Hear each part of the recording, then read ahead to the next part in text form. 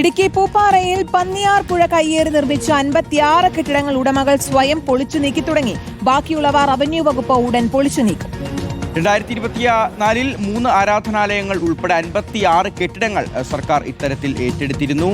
രാഹുൽ സുരേഷാണ് ചേരുന്നത്. രാഹുൽ, അപ്പോൾ നടപടികൾ തുടരുകയാണ്. കയ്യേറ്റമായിരുന്നു. ഇപ്പോൾ എന്താണ് അവിടെ സംഭവിക്കുന്നത്? പോലീസ് സന്നാഹമുണ്ടോ പ്രദേശത്ത്? ഷിഹാസ്, നമ്മളുള്ളത് പൂപ്പാറയിലാണ്. ഈ കാണുന്നതാണ് പന്നിയാർ പുഴ എന്ന് പറയുന്നത്. ഈ പന്നിയാർ പുഴ കയ്യേറി ഏതാണ്ട് 56 കെട്ടിടങ്ങൾ ഇവിടെ നിർമ്മിച്ചതായി 2024 കണ്ടെത്തുകയും ചെയ്തിരുന്നു. 56 കെട്ടിടങ്ങൾ അന്ന് തന്നെ 3 ആരാധനാലയങ്ങൾ ഉൾപ്പെടെ 56 കെട്ടിടങ്ങൾ സർക്കാർ ഏറ്റെടുക്കുകയും ചെയ്തതാണ്. ഇത് കയ്യേറ്റമാണെന്നാണ് സർക്കാർ കണ്ടെത്തിയിരിക്കുന്നത്. അതിനെതിരെ ഈ ഉടമകൾ ഹൈക്കോടതിയിലും പിന്നീട് സുപ്രീം കോടതിയിലും പോവുകയും ചെയ്തതാണ്. എന്നാൽ ഹൈക്കോടതിയും സുപ്രീം കോടതിയും ഉടമകളുടെ ആവശ്യം തള്ളുകയും സർക്കാരിന്റെ കയ്യേറ്റം ഏറ്റെടുക്കാനുള്ള നടപടികൾക്ക് പച്ചക്കൊടി നൽകുകയും അനുമതി നൽകുകയുമായിരുന്നു. അതിന്റെ അടിസ്ഥാനത്തിലാണ് ഇത് പൊളിച്ചു നീക്കാനുള്ള നടപടികളിലേക്ക് കടക്കുന്നത്.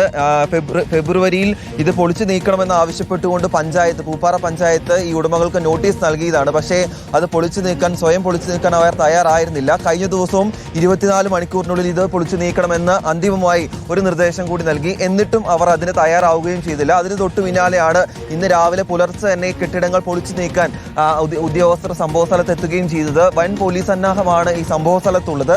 പോലീസിന്റെയും ഫയർഫോഴ്സും അതുകൂടാതെ JCB ഉൾപ്പെടെയുള്ള സംഘമായിട്ടാണ് റവന്യൂ വകുപ്പ് ഇവിടെ എത്തിയിരിക്കുന്നത്. അല്പസമയത്തിനുള്ളിൽ തന്നെ റവന്യൂ വകുപ്പിന്റെ നടപടികൾ ആരംഭിക്കുകയും ചെയ്യും. അതിന് മുന്നോടിയായിട്ടാണ് കുറച്ചാളുകളെങ്കിലും സ്വമേധയാ ഈ കെട്ടിടങ്ങൾ പൊളിച്ചു നീക്കാനുള്ള ഒരു നടപടിക്രമങ്ങൾ ഇപ്പോൾ നടത്തിക്കൊണ്ടിരിക്കുന്നത്. കുറച്ച് സമയം മാത്രമായിരിക്കും ഈ സാധനങ്ങൾ പൊളിച്ചു നീക്കാൻ അവർക്ക് ഒരു സാവകാശം നൽകുക. അതിന് പിന്നാലെ JCB ഉപയോഗിച്ചുകൊണ്ട് ഈ കാണുന്ന കെട്ടിടങ്ങൾ, അതായത് ഈ പൂപ്പാറയിലെ പന്നിയാർ പുഴയ്ക്ക് സമീപമായി നിർമ്മിച്ചിരിക്കുന്ന 56 ചെറുതും വലുതുമായിട്ടുള്ള കെട്ടിടങ്ങൾ പൊളിച്ചു നീക്കും. 26 കുടുംബങ്ങളും ഇവിടെ താമസിക്കുന്നുണ്ടായിരുന്നു. അതിൽ 10 പേർക്ക് മാത്രമാണ് സ്ഥിരമായി ഇവർ താമസിച്ചുകൊണ്ടിരിക്കുന്നത്. ബാക്കിയുള്ള ആളുകൾക്ക് ബാക്കി നിരവധി ഭൂമി ഉണ്ടെന്നും റവന്യൂ വകുപ്പ് കണ്ടെത്തുകയും ചെയ്തിരിക്കുന്നു. ഈ കാണുന്ന കെട്ടിടങ്ങളൊക്കെ ചില സ്ഥാപനങ്ങളായിരുന്നു. തൊട്ടപ്പുറത്ത് വീടുകൾ ഉൾപ്പെടെ ഉണ്ട് താനും.